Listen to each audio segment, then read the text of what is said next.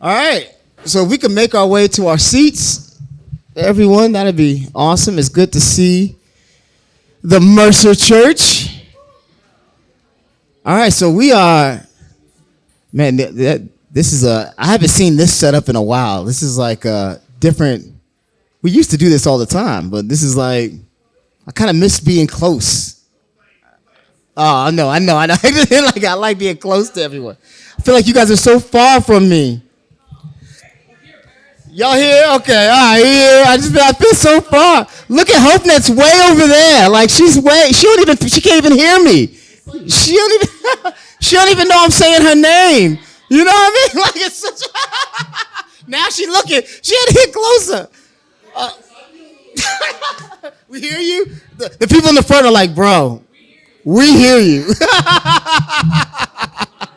I don't know about those in the back, but we hear you. So, Damon, can you help kind of round up the back? Thank you so much. Charles, you can help round up the back? Yeah, we try to get people in. All right. Well, as you guys see, we are going to be starting a new theme. And it's focusing on the way. You know, it's interesting because initially I didn't really want to start this theme this month. But in lieu of everything that we've been addressing as a church, how we focused on this time of what does it mean to be a place where the love of God is found? And we've had some incredible lessons. I'm so encouraged by all those who came up and taught. If we could give them a round of applause and was able to kind of just remind us. And I thought it was important to have members of the church really preach about the motto of our church, what we believe, that we are trying to create a space where the love of God is found. In reality, like I shared, it's fun to say, it's hard to do, right? Because we are all Christians, and sometimes within our own lives, I don't know if the love of God we found sometimes in how we respond to stuff, right? You know what I mean? Like we all try, but we mess up, and we need to be reminded of what does this look like to really honor Jesus with our lives, not just when we come together on Sunday, but when we are alone on our daily basis. And so that's when I was like, you know what? Let's go ahead and jump right into the way. Honoring and follow the way. Now, this is going to be unique because this is a series of things that I've personally been studying out in my quiet time. And so it might come off a bit odd and a bit strong. You're getting a peek into Paris's journal, all right? All right, so I could be a bit unfiltered in that spot, but hey, sometimes we need to be real, right? And I think it's important that we kind of see following the way of Jesus is not easy. It's not easy. And honestly, in the way that we've kind of curated Jesus' way in modern American, society, it's far from what we saw in the Bible. And so I just want to forewarn you, this is going to be challenging. And I know we've had a lot of challenging messages in the past few weeks. I was kind of like, man, let's go through a psalm and say something encouraging. I was literally going to do an audible, and Rodrigo's like, nah, bro. Do the message. So blame Rodrigo for this. All right, here we go.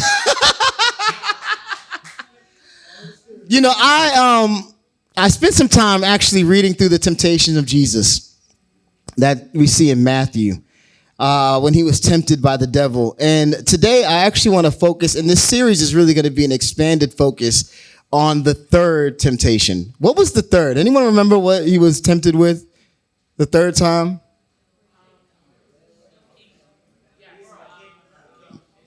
Yeah, all the kingdoms. All the kingdoms on the earth, right? Satan was like, look, I know why you're here. You want these kings. I could give them to you.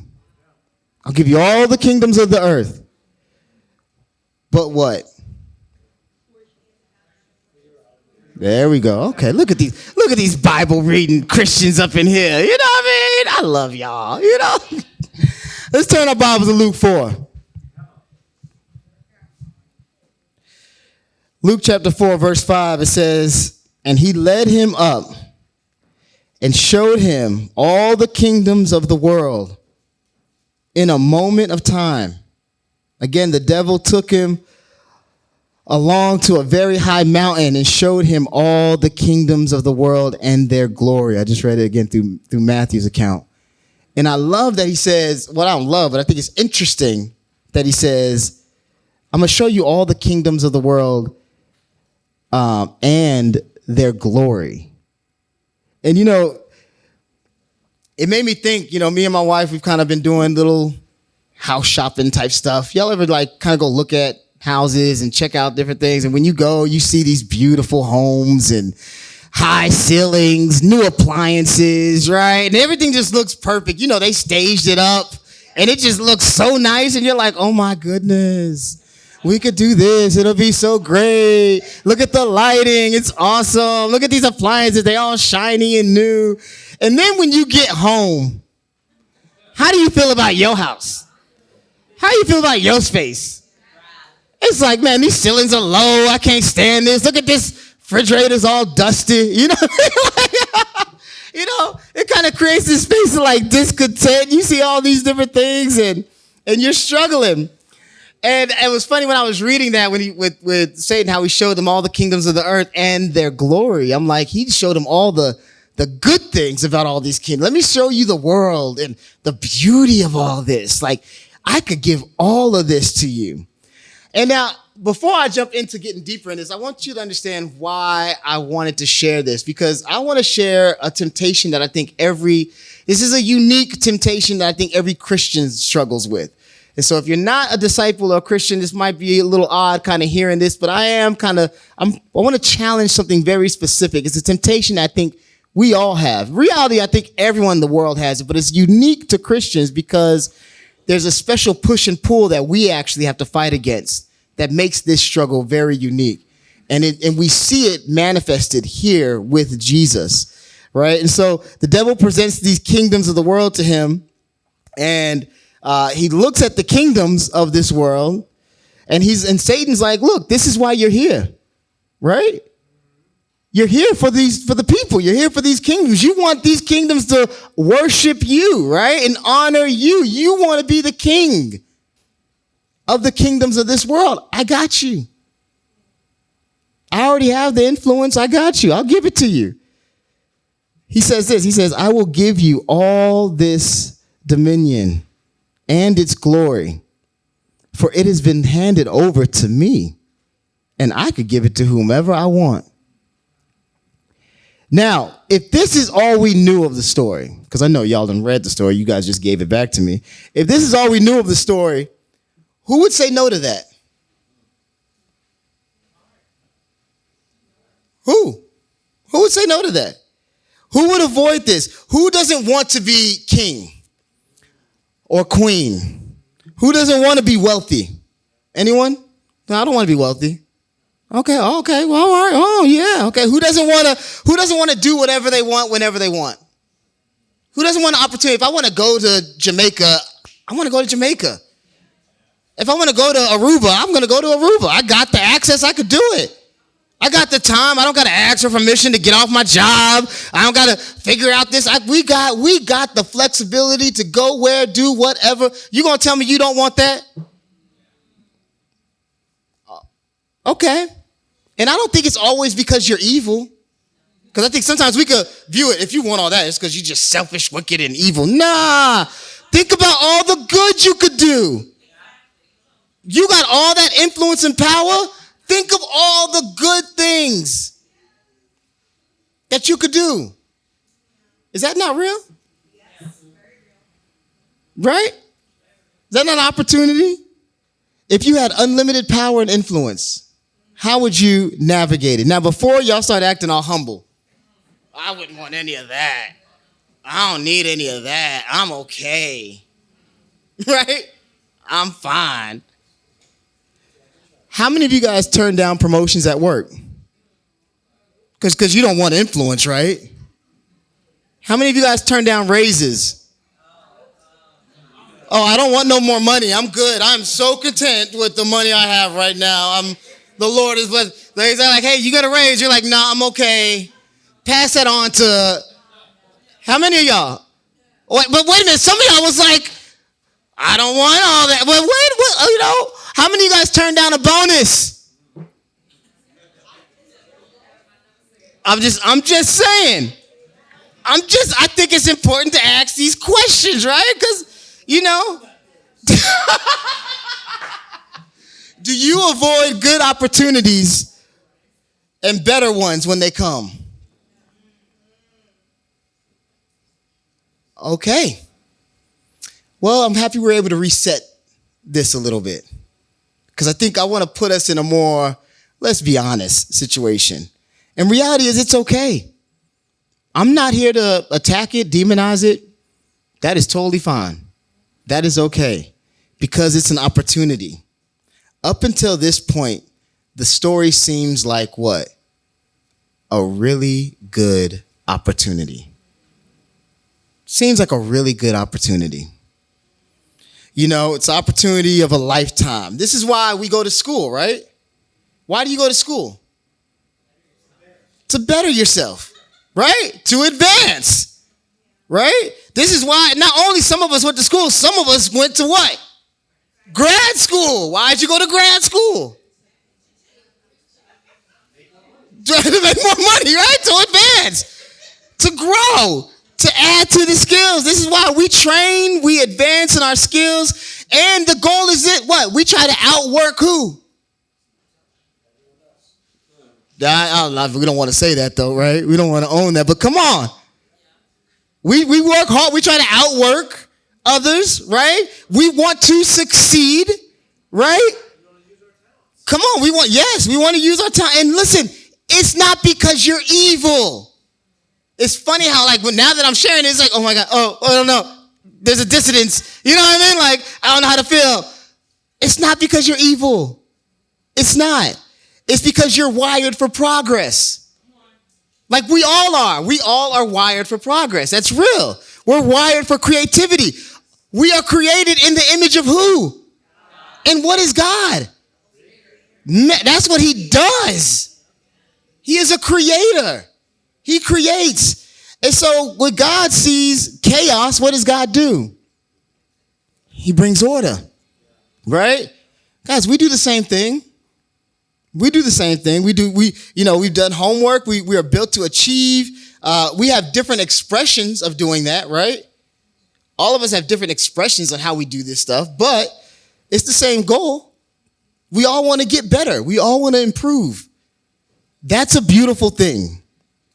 But this was not how the story ended with Jesus in this opportunity, right? Because that opportunity had what? Oh, yes, it had strings attached. It had a trade-off. And this is interesting. The opportunity changed into a temptation.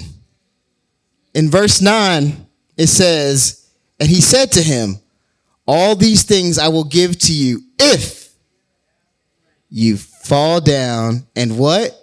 Worship me. All you got to do, you'll get it all. I'll give it all to you. All you have to do is bow down and worship me. Hey, just acknowledge me as your king. That's it.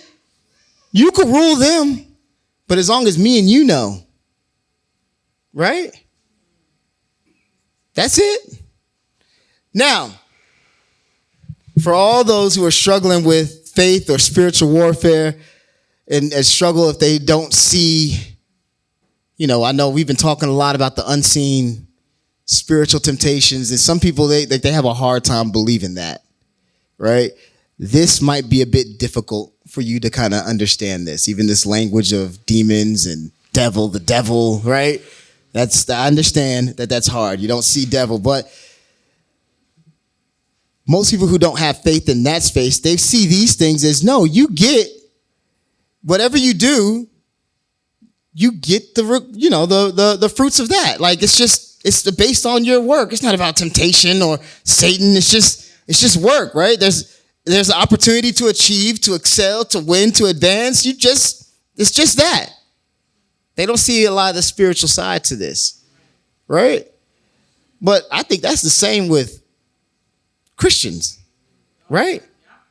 I think sometimes you just see it's an opportunity to excel, to get better. So I'll make these sacrifices. I'll cut this. I'll do this because I'm just trying to be what? I like that. Not even the best sometimes, right? Some of us, it's the best, but sometimes it's just better. Just trying to be better.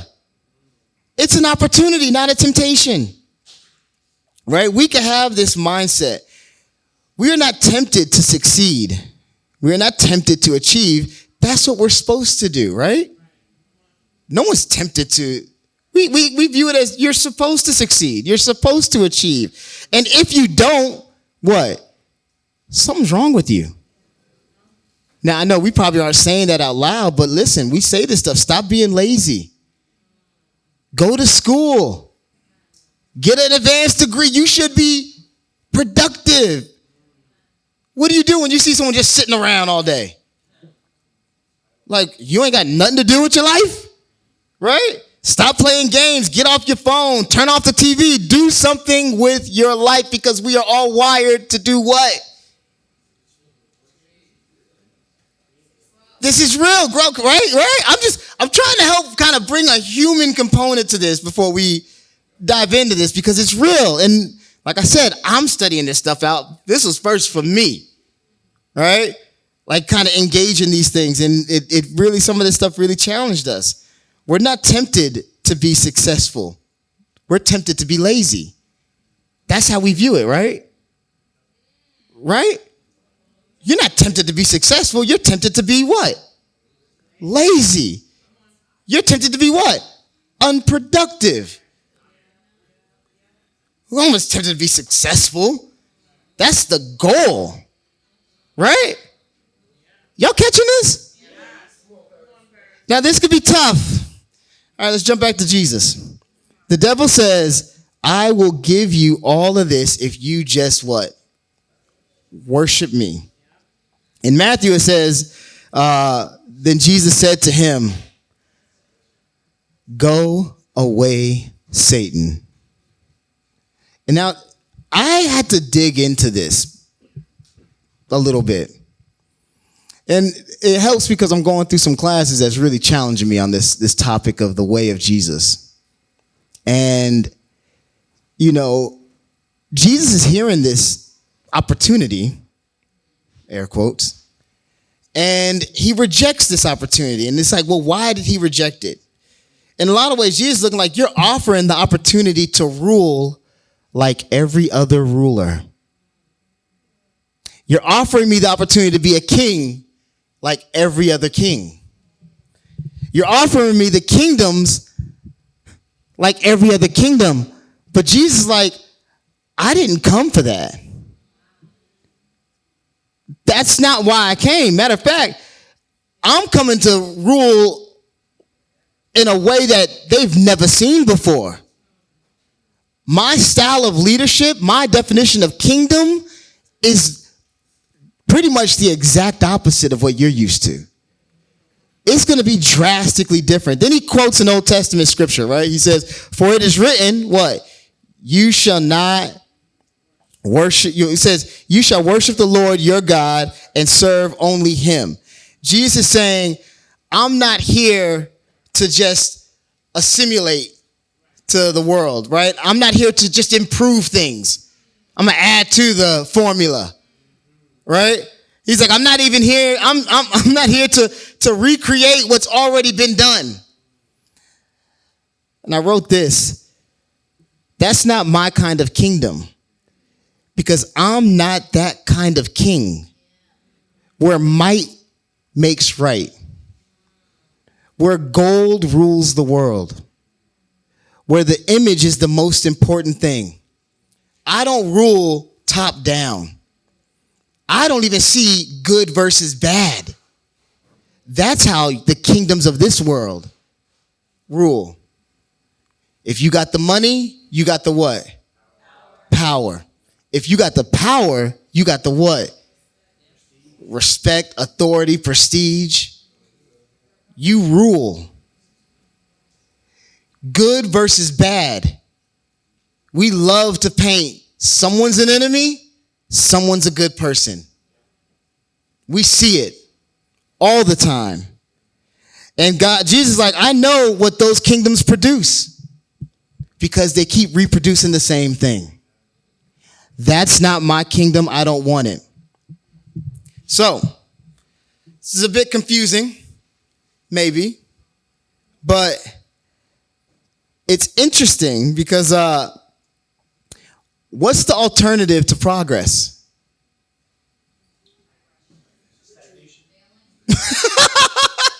Right? What's the alternative to bringing order to chaos? Right? This is why this sounds confusing, right? Because we're looking like, well, the way things are, we kind of fantasize the way that these kingdoms run. If they run the right way, they would bring progress. If they run the right way, they will bring what? Order to the chaos. It would fix things. We just need some modifications here. If we could just take that person out and put a new person in, then it'll work, right? That's it. And we spend all of our time debating, like, well, maybe that person, well, we thought he would be good. It's time to switch him out. We'll put another person in and it'll be good, right? That's how this works, right? You know, what if that offer is not all? What if there's another alternative option? What if we could do something different? You know, a lot of times we think the alternative to the chaos and these things is that, well, we'll become people who don't care. We'll become people who don't compete. Competition is good. Capitalism, that's the whole thing, right? Kind of generate that improvement. Now, I know I'm going to get some people mad at me. Amen, whatever. But, you know, we're not accomplishing. You got to accomplish. If you don't focus on accomplishing things, something's wrong. You know, C's don't get degrees, right? It's a Southern statement that my mom used to say. You probably don't roll. You just can't let people roll over on you. I do. That's what I said. And I got in trouble. Never said it again. I was like, technically, I could still get a degree with a C, Grandma. You don't say that to your grandma. Just don't say that, all right?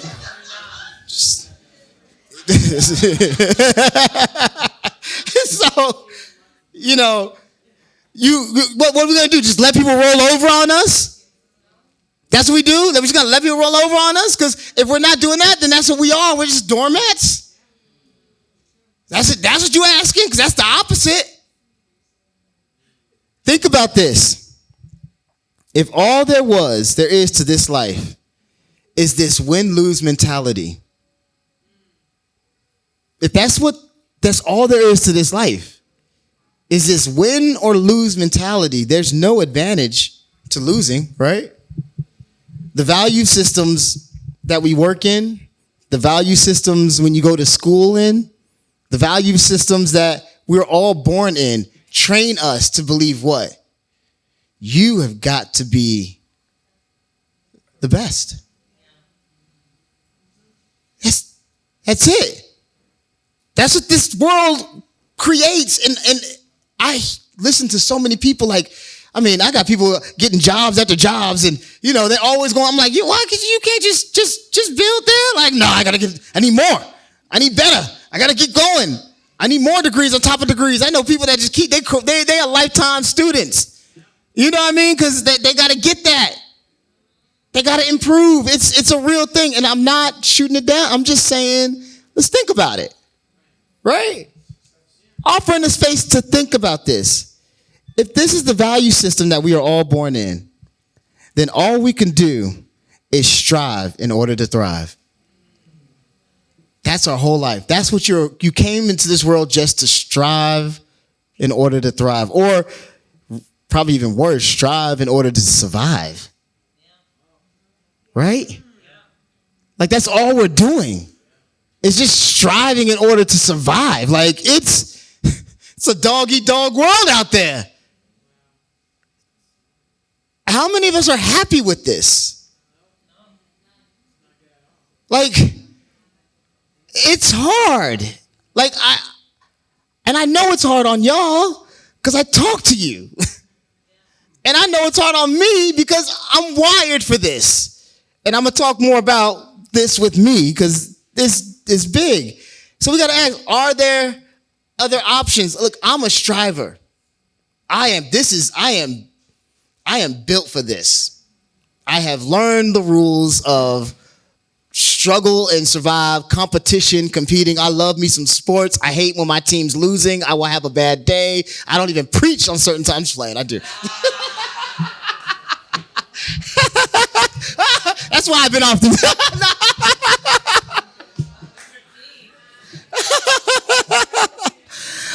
You know, I was raised that way. In reality, a lot of it is because I grew up in struggle. Man. Like, it was hard. Like, and I remember making a vow, like, my family will not experience what I went through. They will not. Like, no.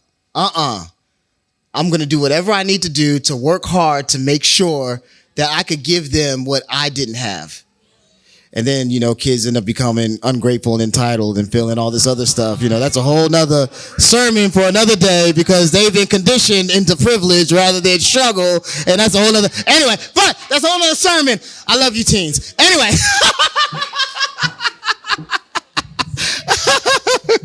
I'm like, let me give you a little bit of what I had, you know. But that was really, to be honest, that was me. Like, I really made that. I remember very vividly. My children will never experience this. Sometimes we don't count the cost on in making sure they don't experience that. They're losing out on something else. But let's keep in this, right? It's in all of us. It's in all of us. So when I'm sharing this, there's no judgment here. I am not judging anyone. Like I said, I am in this. I see it in me. But that's not the only option.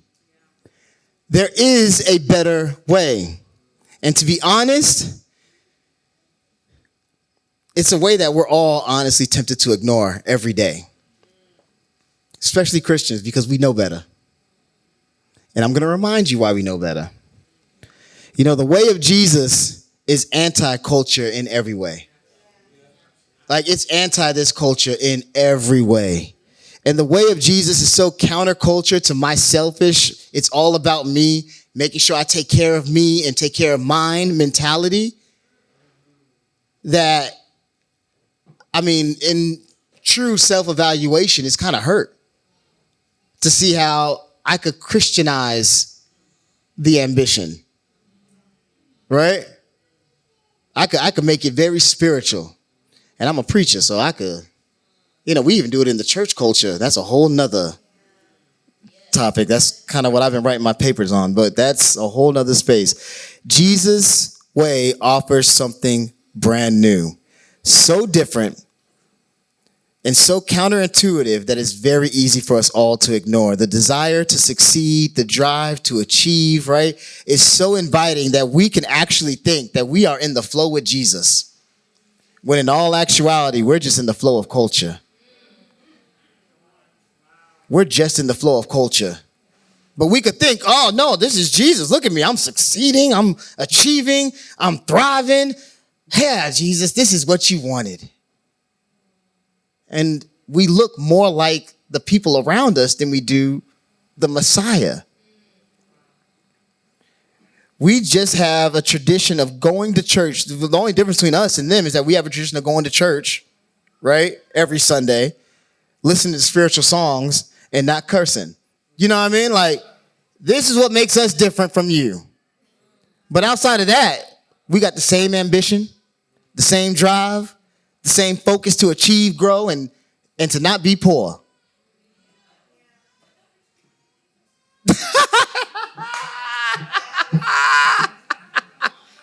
And we believe that God, here's the thing, we believe that God will help us to compete. Right? Not just to compete, but to outcompete. Right? and to out-succeed everyone else around us so that we can win against everyone else. We believe this. Yes, Lord, help me to get this promotion over everyone else at my job because I am your child. And I know, I'm the only saint in this space. And you need me to be in that. Listen. This is real. We have this perspective. And here's the power of the cross. Jesus will not make you less productive. I believe that. This is the power of the cross. I just want to put this in there. Jesus, following the way of the cross will not make you less productive.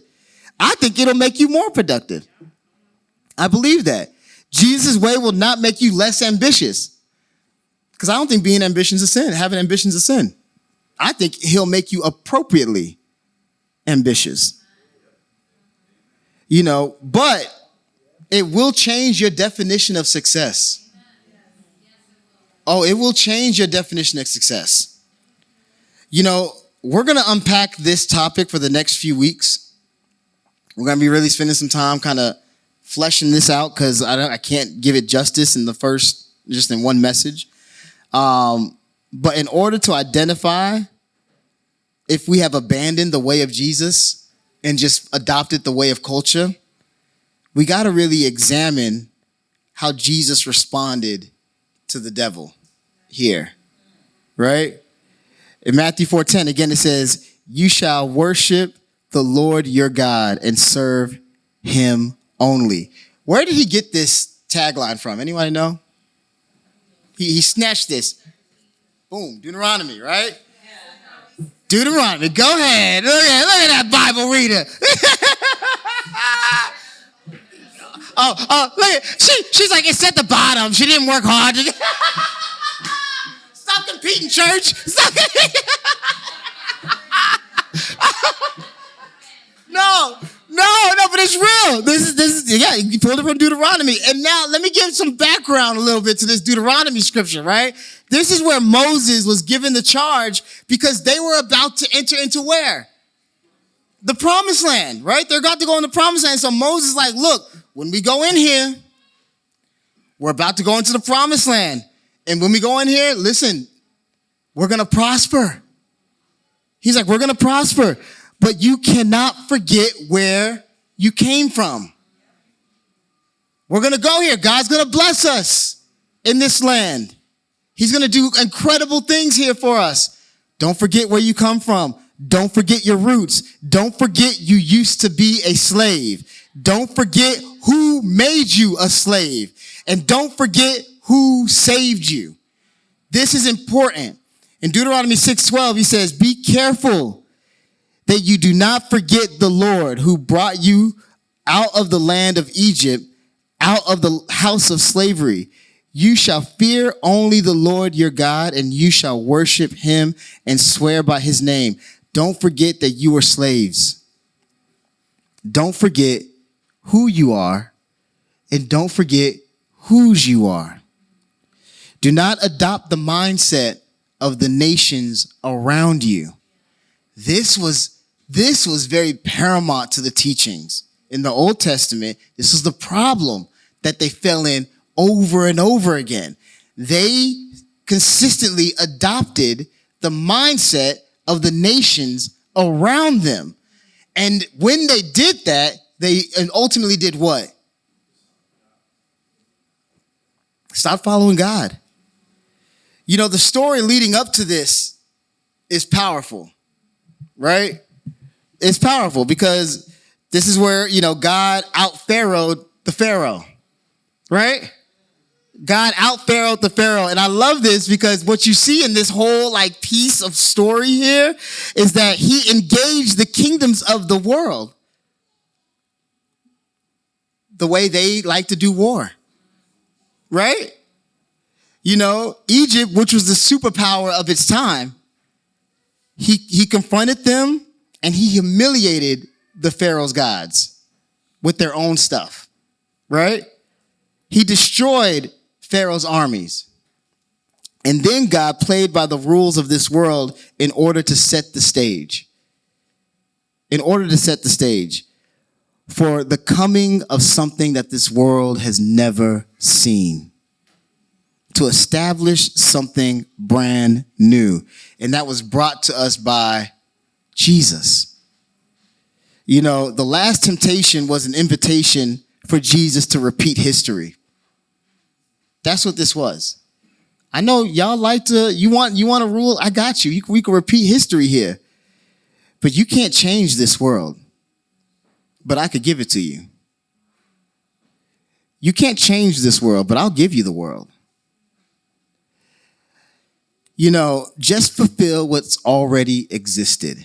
That's the focus. Embrace the old way, the win-lose way. But Jesus is introducing this upside-down kingdom. We always talk about this upside-down kingdom, but I don't think we really dive into it. What, talking to Mike? Oh, gosh. Yeah. Oh, yeah, I see you. I see you, Rod. I see you. We don't really dig into this the way I feel we need to dig into this. See, the problem with the way of Jesus, the problem with the way of the cross, especially in the first century, was that it was untested. It was untested. The world had never seen this. No one had ever done this before. The disciples literally followed Jesus for 3 years, and they saw this new way of living from Jesus. With the poor, with the rich, when they were in trouble and when they were at peace. And at the end, they were all tempted to what? Opt in or opt out of the way of Jesus. And what did they do? Immediately. They opted out, right? They opted out and returned to the old way. Homeboy cutting off ears and going to war like they were wilding. Lying to people. It was just crazy. You act like y'all were with the Messiah for 3 years. Now you cutting ears off, lying about who, you know what I mean? Like they just defaulted. Isn't it so easy for us to default? And it's shocking. I know sometimes it shocks me. How like I'll be up here preaching. And then I get in the car and I'm like, did you just cut me off? What? Yo, I'm going to show you. I'm speed driving just to get in front of the person, just to be behind another car. And it never makes any sense. You know what I mean? Like, it's like we immediately switch. Kids start saying stuff. I done lost my temper now. I cut off Charles. I know. I did it yesterday, all right? And came up here and did a marriage seminar. Charles like, I was just praying in the car. That's why I was driving slow. I'm like, bro, I was late.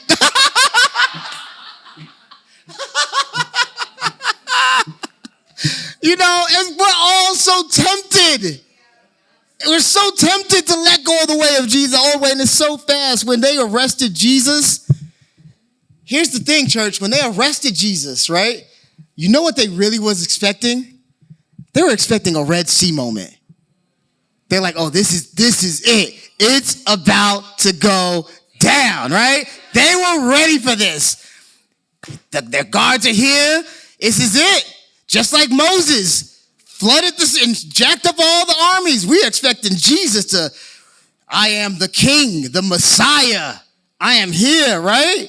Rip off the rabbi suit, shiny armor underneath, change the world, declare himself King Messiah, overthrow the Romans, establish Israel as an epicenter of the world power. This is what they thought was going to happen, right? And the world changed. But is that what happened? Right? It's not what happened. So when Jesus was arrested, they began and they were all tested and tempted, just like he was. They were tested and tempted. Because for them, it was win or lose. And for us, it's win or lose. But Jesus, that's not what it was. Jesus was clearly losing, and so what did they do? They ran. Who chooses to follow a loser? Who chooses to lose?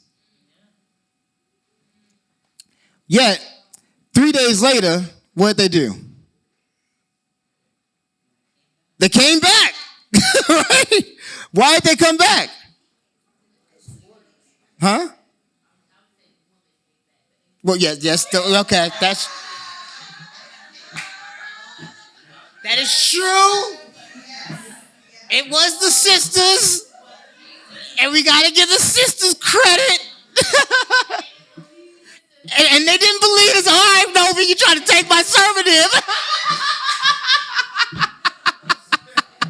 But it's true, right? They doubted facts, Sometimes men can be more ingrained in this win-lose mentality, honestly. I do believe that. We can be in that. That's real. But they returned when they realized, oh, he's true. Oh, he is the Messiah. Oh, we didn't know. He's really doing something new. We run, we blink, but we get it now. And they came back. And they took the message all over the world. That's why we are here right now. Right? That's why we're here. Paul's similar situation. He was extremely competitive. He was in that mindset. He was a Pharisee of Pharisees. Right? And here's the interesting thing. He was from a religious system that was based on the kingdoms of this world's type thinking, a win-lose type thinking, where progress justified violence thinking, and the ends of justified the means type thinking. This is why he was able to persecute the Christians with such violence. Because he's like, well, this is what you do to honor your God. This is how we honor our God. They considered the way, because this is what they called followers of Jesus, they considered the way as a parasite because it was sucking the life out of Judaism. So they're like, we need to get rid of this parasite and we need to lock up all these apostate Jews who have been following this way. And he did it with violence. Matter of fact, he volunteered, sign me up. I will lead the charge. I will endorse this. And then he changed. Literally the exact opposite. Right? To the point that what he teaches and how he taught was like, how was the guy that was justifying the murder is now sitting here embracing something literally the opposite of what he believed in. See, Paul weaponized and politicized his religion with a clear conscience. But he understood in his mind as a Pharisee, he could find nothing in the teachings of Jesus to justify the violent opposition to those who violently opposed him. And that's how you see him responding drastically different.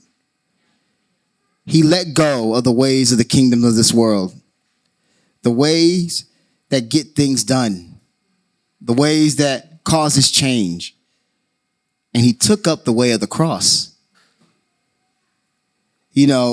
Here's how he explained it to people kind of like us in Corinthians, because, they were educated, thoughtful, ambitious into their culture and into achievement. And he showed up and he said this interesting phrase to them, people in Corinth. And he says in 1 Corinthians 1:17, very interesting statement. He says, for Christ did not send me to baptize, right? But to preach the gospel, not with wisdom or eloquence of speech, lest the cross of Christ be emptied of its power. This is a very interesting statement here. It's kind of hard to maybe catch, but how many of you guys would be totally fine listening to someone come up and preach and they were not eloquent of speech or using wise words to explain? Now, we might amen them because the church is polite. You know what I mean? But it'll be like, Because what? Why is that? We judge, expectation. Yeah, it's like, you ain't telling me nothing new. I'm trying to be impressed. It's real. And I love how Paul, when he came to this high educated student group, and he was like, I'm not even trying to play into your culture, because I want you to honestly see the power of God. And the way you're going to see it is by me being authentic, not me being showy. You're going to see the power of God by me being real and me being honest, not me trying to present something to you. I know you're used to great speakers. They were. I know you're used to highly educated teachers. They were. I know your reputation, but I don't want that to interfere with the message of the cross. You know, American churches today, in this time that we're living in, there are so many Christian groups and Christian sects that reject the way of the cross blatantly right now. Like, I have never seen this. Like, I'm shocked on how a lot of them feel like the way of the cross is weak and passive. And I don't want to follow a weak and passive religion. And so they will flip things in the scripture to justify, no, you need to be strong. You need to not be pushed over or rolled. That's not it. Matter of fact, many of them have said this on social media. Literally, I'm not making this stuff up. I just, out of respect, I'm like, I'm not even going to put it out there. I had slides where I was going to be like, but I was like, you know what? That ain't my business. So let me just teach the gospel. It's not about that, because now I'm leading into, you know what I mean? It's the same thing. I had to repent last night. I was like, oh gosh. delete. But literally the statement is, it won't work. That won't work. And I'm like, it did. It is working. We're here. How are you going to say the way of the cross won't work? And that shocks me to the point I'm like, okay, we need to talk about this, because that traction is destroying. If we want to see God work the way that God said he's going to work, we got to do things the way he told us to do it. Period. Upside down is risky. It's not intuitive, right? And so here's what I want to do. I want to give you guys some homework. Is that okay?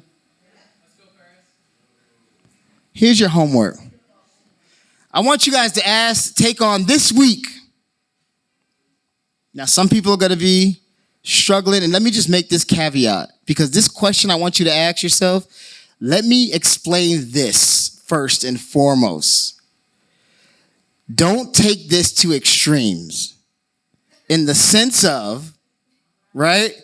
In the sense of, don't use this to engage in harmful relationships. Okay, and we talked about this a lot in the marriage seminar on abuse, verbal abuse, physical abuse, different things like that. Yeah, the workshop. Thank you. Workshop. It's funny. It got kicked on me. That doesn't justify those things, right? And don't take this for political gain either. You know what I mean? Like, because this could go a lot of different ways. But this is a very unique question. Anytime there's a disagreement this week, ask yourself, what would choosing to lose look like in this situation? What would choosing to lose look like in this situation? Right? What would it look like to let the other person win? What would it look like to let the other person go first? Even though I was here first. Right? What would it look like to let them take credit, even though the credit don't belong to them? What would it look like to defer to them, even though I know how to do it better than them?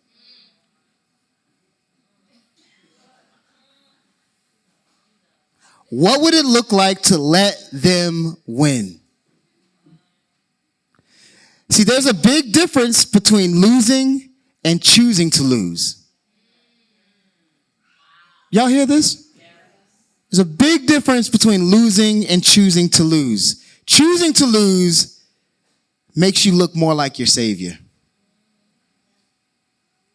Because Jesus chose the cross. Jesus could have chose power.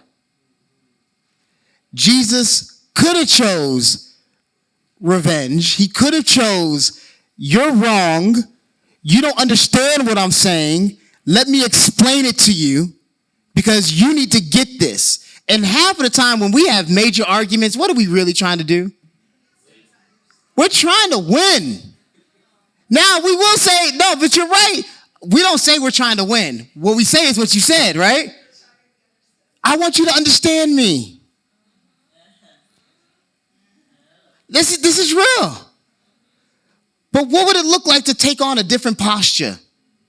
And I know some people are going to be like, okay, no, choosing weakness, no, but choosing weakness requires strength. It does. I don't think we get that. We look at what Jesus did. That was strength. That was strong. That was a decision. It's easy to get back and be weak, to fight back and argue. A child does that. Like a child does that. I want it. I want it. An adult says, okay, you got it. I just want us to, this question is a trainer. Now, again, I'm not saying, like I said, don't be extremist with it, because I know how some of us are. Well, what about me? Matter of fact, if you're a what-abouter, you probably need this question more than anyone else. Humble yourself. Take the challenge. In order to do this, it takes unnatural strength. Like Paul said, that power, supernatural power, is very human to fight back. It takes an act of God to humble ourselves. I pray you take on this challenge this week, and we'll dig more into this topic coming next week. Let's pray.